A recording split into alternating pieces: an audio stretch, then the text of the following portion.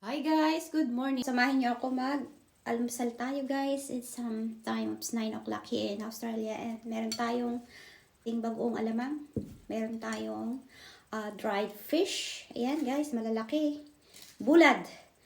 And meron tayong talong, meron tayong okra, and of course, meron tayong vinegar with dried garlic, a little bit of chili flakes. Kain tayo guys.